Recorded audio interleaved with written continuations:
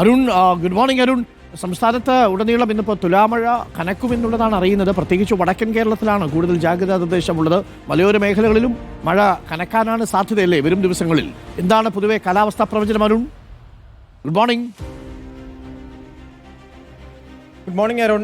സംസ്ഥാനത്ത് അതിശക്തമായ മഴ സാഹചര്യമാണ് നിലവിലുള്ളത്. ഇതിന് പ്രധാനമായ കാരണം ഇരട്ട ന്യൂനമർദ്ദം രൂപപ്പെട്ടിരിക്കുകയാണ്. അറബിക്കടലിലും പശ്ചിമ ബംഗാളിലും നിലവിൽ രണ്ട് സ്ഥലങ്ങളിലായിട്ട് ന്യൂനമർദ്ദം രൂപപ്പെട്ടിരിക്കുന്നു. അതിലുപരിയായിട്ട് ഇപ്പോൾ മാന്നാർ കടലിടുക്കിൽ ഇപ്പോൾ ചക്രവാത ചുഴി കൂടി രൂപപ്പെട്ടിരിക്കുകയാണ്. ഇനി ചക്രവാത ചുഴി ഇനി ന്യൂനമർദ്ദമായി മാറുമോ എന്നുള്ളതാണ് നിലവിൽ കാലാവസ്ഥാ വകുപ്പിലെ ഉദ്യോഗസ്ഥർ നിരീക്ഷിച്ചു വരുന്നത്. എന്തായാലും അടുത്ത 5 ദിവസം സംസ്ഥാനത്ത് ശക്തമായ മഴയുണ്ട്. അരുൺ സൂചിപ്പിച്ചതുപോലെ തന്നെ വടക്കൻ മധ്യ കേരളത്തിലാണ് നിലവിൽ ശക്തമായ മഴ മുന്നറിയിപ്പ് നൽകിയിരിക്കുന്നത്. ഇതിൽ പ്രധാനമായും മലപ്പുറം, കോഴിക്കോട്, കണ്ണൂർ, കാസർഗോഡ് ഈ 4 ജില്ലകളിൽ ഓറഞ്ച് അലർട്ടുണ്ട്. ജില്ലകളിൽ ജനങ്ങൾക്ക് ശക്തമായ ജാഗ്രതാ നിർദ്ദേശമാണ് നൽകിയിരിക്കുന്നത്. പ്രത്യേകിച്ചും മലയോര ഗ്രാമപ്രദേശങ്ങളിൽ താമസിക്കുന്നവർ കനത്ത ജാഗ്രത പുലർത്തണമെന്ന് ജില്ലാ കളക്ടർമാർ ഇപ്പോൾ നിർദ്ദേശം നൽകിയിട്ടുണ്ട്. ഇതിന് ഉപരിയായിട്ട് നദികൾ, പുഴകൾ ഇവ മുറിച്ചു കടക്കാൻ പാടില്ല എന്നുള്ളതാണ്. ഡാമുകൾ, വൃഷ്ടിപ്രദേശങ്ങളിൽ താമസിക്കുന്നവർ കനത്ത ജാഗ്രത പുലർത്തണം. ഇതിൽ ഡാമുകളെല്ലാം ഷട്ടറുകൾ നിലവിൽ ഉയർത്തിയിരിക്കുകയാണ്. തിരുവനന്തപുരത്ത് വരികയാണെങ്കിൽ നെയ്യാർ ഡാം അടക്കമുള്ളവ ഷട്ടറുകൾ ഉയർത്തിയിട്ടുണ്ട്. നിലവിൽ 20 സെന്റിമീറ്റർ ഉയരത്തിലാണ് ഇപ്പോൾ ഉയർത്തിയിരിക്കുന്നത്. ഈ പ്രദേശത്ത് താമസിക്കുന്നവർ ജാഗ്രത പുലർത്തണം. നിലവിൽ വരുന്ന 5 ദിവസങ്ങൾക്ക് പുറമെ ഇനി വരുന്ന മണിക്കൂറുകൾ, അടുത്ത 3 മണിക്കൂറുകൾ എല്ലാ ജില്ലകളിലും മഴ മുന്നറിയിപ്പ് നൽകിയിട്ടുണ്ട്. ഒറ്റപ്പെട്ട ഇടങ്ങളിൽ അതിശക്തമായിട്ടുള്ള മഴയ്ക്ക് പുറമെ ഇടിമിന്നലിനും സാധ്യതയുണ്ട് എന്നുള്ളതാണ് നിലവിൽ നൽകിയിരിക്കുന്ന മുന്നറിയിപ്പ്. മറ്റൊന്ന് മത്സ്യത്തൊഴിലാളികൾക്ക് നൽകിയിരിക്കുന്ന നിർദ്ദേശമാണ്. കേരള, തമിഴ്നാട്, കർണാടക അടക്കമുള്ള ലക്ഷദ്വീപ് അടക്കമുള്ള തീരങ്ങളിൽ മത്സ്യത്തൊഴിലാളികൾക്ക് വിലക്ക് ഏർപ്പെടുത്തിയിട്ടുണ്ട്. അരുൺ, ഓക്കെ. കാസർഗോഡ്, കണ്ണൂര്, കോഴിക്കോട്, മലപ്പുറം ഈ ജില്ലക്കാർ പ്രത്യേകം ശ്രദ്ധിക്കണം. കാസർഗോഡ്, കണ്ണൂര്, വയനാട്, കോഴിക്കോട്, മലപ്പുറം ഈ ജില്ലകളിൽ ഇന്ന് ഓറഞ്ച് അലർട്ടാണ് പ്രഖ്യാപിച്ചിരിക്കുന്നത്.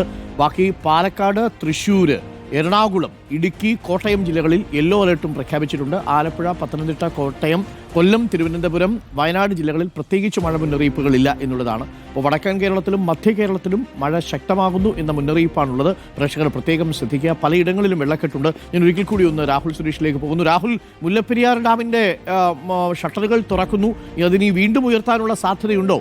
ഈ വൃഷ്ടിപ്രദേശങ്ങളിലേക്ക് മഴ ഇപ്പോഴും തുടരുകയാണോ രാഹുൽ?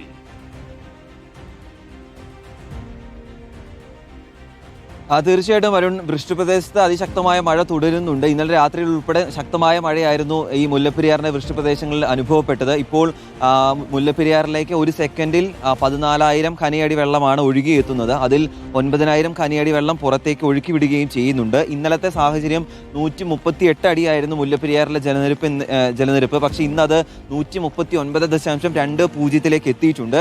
ജലനിരപ്പ് നിലവിലെ റൂൾ കർവ് പ്രകാരം 137 അടിയാണ് പരമാവധി സംഭരണശേഷി.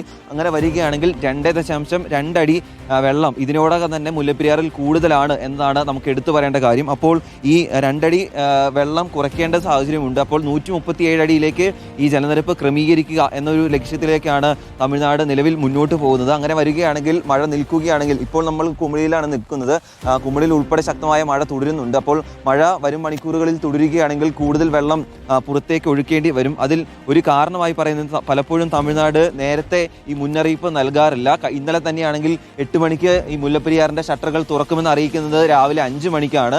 അപ്പോൾ എപ്പോൾ കൂടുതൽ വെള്ളം തുറന്നു വിടുമെന്ന് ഒരിക്കലും മുൻകൂട്ടി പറയാൻ സാധിക്കില്ല.